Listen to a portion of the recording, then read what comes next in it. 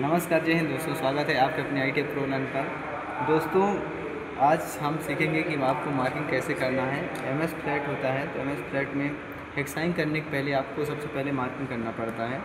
तो किस तरीके से आपको MS फ्लैट पे मार्किंग करना है और कौन कौन से टूल की ज़रूरत पड़ेगी, तो यहाँ देखते हैं दोस्तों। हमारे पास ये स्क्राइबर है और ये ट्राई स्क्वायर है और ये MS फ्लैट है। MS फ्लैट यानी माइल्ड स्टील का फ्लैट है।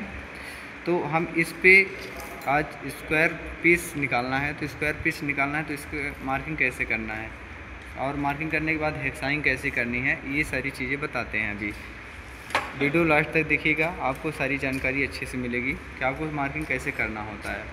तो क्या होता है, हमारे पास ये ट्राई स्क्वायर है और ये स्टील लिया हूँ मैं। तो सबसे पहले क्या करूँगा कि ये जो MS फ्लैट है, MS फ्लैट का जो साइड बना हुआ है उसको हमने रेफरेंस सतह मान करके और ट्राई स्क्वायर सेट किया। ये ट्राई स्क्वायर मैं ऐसे सेट कर रहा हूँ क्योंकि ये वाला जो भाग रहता है ना, ये कोई दूसरा व्यक्ति अगर काट के रखा हुआ है तो ये सीधा नहीं रहता। तो हमको क्या करना है, सबसे पहले दूसरी रेफरेंस लाइन लेने के लिए, इधर मापने के लिए हम क्या करेंगे कि इसको यहाँ पे हमको इस सीधी लाइन बनानी पड़ेगी, ये वाली सीधी लाइन बनानी पड़ेगी। लेकिन जो ये कास्टिंग किया हो इसी को हम रेफरेंस लाइन मान करके और ट्राई स्क्वायर को ऐसे लगाते हैं। 90 डिग्री ट्राई स्क्वायर लगाना है और ट्राई स्क्वायर लगाने के बाद में अपने को ये स्क्राइबर है, स्क्राइबर से इसको दबाव दे, यानी कि ट्राई स्क्वायर को पकड़ेंगे हम ऐसे और स्क्राइबर से ऐसे लाइन लगाएंगे। यहाँ पे देखिएगा, ये हम ऐसे लाइन लगा रहे हैं, ये लाइन लग गया। लाइन लगने के बाद हम क्या करेंगे कि हमें जितना चाहिए स्टील रोल से, जैसे हमको यहाँ पे अभी इसकी जो लंबाई है 40 mm चाहिए हमको, यानी यहाँ से यहाँ तक स्क्वायर पीस बनाना है। इसकी जो दूरी है ये है 42 mm, हमें 40 बाई 40 का रेडी करना है। तो ये 42 का है और हमको इधर भी बनाना है। तो क्या करेंगे, यहाँ पे ये स्टील रूल रखेंगे। तो स्टील रूल रखने के लिए सबसे पहले हम देखेंगे कि ग्रेजुएशन हम यहाँ से भी इसको माप सकते हैं, यानी कि स्टील रूल के द्वारा। और दूसरी बात है कि हम इसको ग्रेजुएशन अगर शुरू से नहीं है तो हम इसको 1 mm बढ़ा करके, यानी लाइन के ऊपर जस्ट रखेंगे। ये जो लाइन है यहाँ पर, एक लाइन अभी मैंने खींची रेफरेंस के लिए, उसी लाइन के ऊपर हम इसको रखेंगे। तो यहाँ पे हम रख करके और हम लाइन खींचेंगे। तो सबसे पहले देखिएगा, यहाँ पे हम रख दिए उसको, यानी स्टील रूल रख दिए और हमको चाहिए यहाँ पर जैसे 40 mm। तो 40 mm अभी हम यहाँ पे लेंगे। तो ये लाइन के ऊपर मैंने यहाँ पे रखा। अब 40 mm चाहिए तो यहाँ से यहाँ तक आए तो ये 10 mm, ये 20 mm और ये 30 mm, ये 40 mm। तो 40 mm से हम थोड़ा बढ़ा कर ले लेंगे, क्योंकि हेक्साइन करेंगे तो थोड़ा बहुत इधर उधर हो जाएगा और फाइलिंग करने के लिए मटेरियल रहे, इसके लिए भी हम थोड़ा सा यहाँ बढ़ा करके ले लेंगे।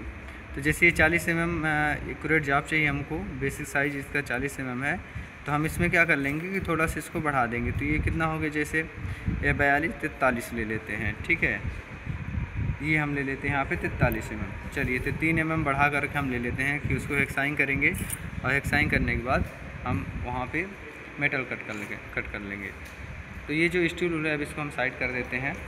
अब स्क्राइबर के द्वारा हम यहाँ मार्किंग कर लेते हैं।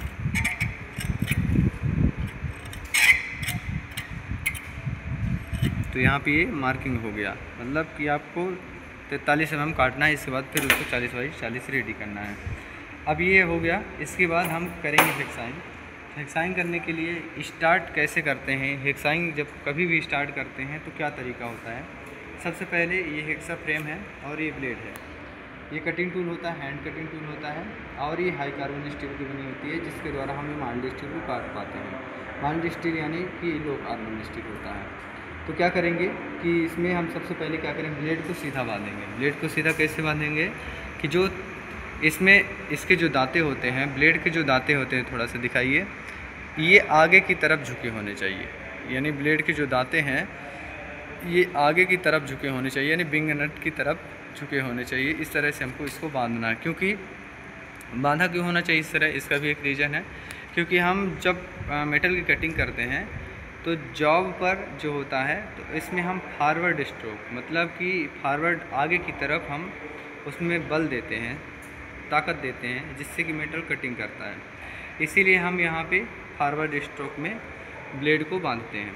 तो क्या है कि ये ब्लेड का थोड़ा सा यहाँ पे फ्रेम ढीला था, इस कारण से मैं इस एक्स्ट्रा ब्लेड को यूज़ कर लेता हूँ। तो अब इसको चलाना कैसे है देखिएगा।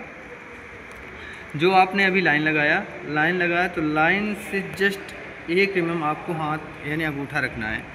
अंगूठे का जो निशान है लाइन के जस्ट 1 mm दूर रखना है और लाइन और अंगूठे के बीच में ही हेक्सा ब्लेड को रखना है। यानी कि जो लाइन आपने खींचा था उससे 1 mm आगे आप क्या रखेंगे, यहाँ पे आप अंगूठे का यहाँ पे रखेंगे और इसके बाद फिर क्या करेंगे, यहाँ पे हेक्सा रखेंगे, हेक्सा का ब्लेड रखेंगे और फिर कट धीरे धीरे स्टार्ट करेंगे।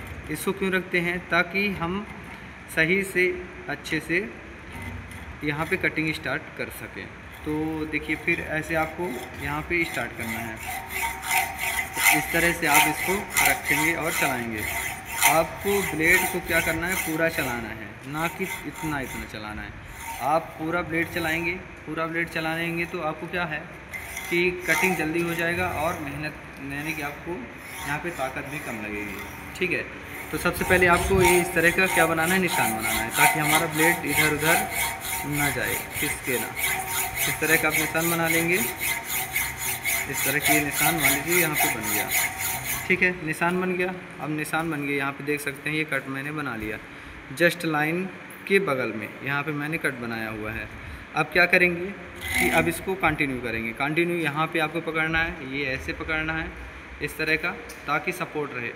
इसको पकड़ने से क्या होता है कि जब कभी हमारी कटिंग टेढ़ी भी होती है तो हम उसको सुधार सकते हैं। लेकिन कभी कभी स्टूडेंट ऐसे चलाते हैं, इस तरह चलाते हैं।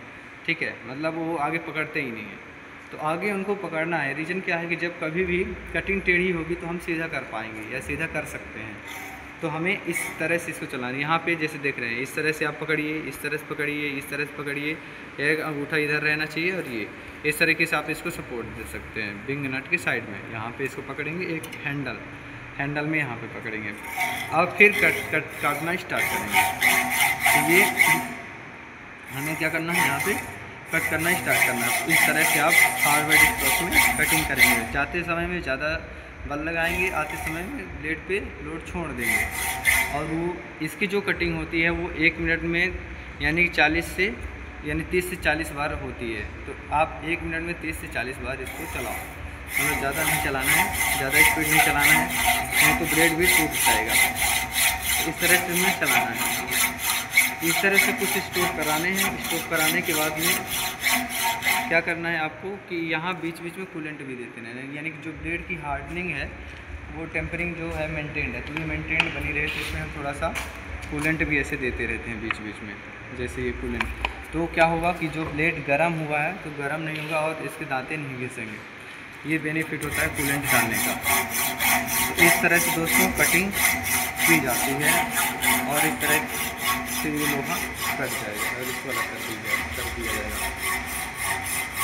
ठीक है दोस्तों, तो ठीक है, मिलते हैं आपको नेक्स्ट वीडियो में। और इसी तरह की इन्फॉर्मेटिव वीडियो पाने के लिए हमारे चैनल को सब्सक्राइब करें।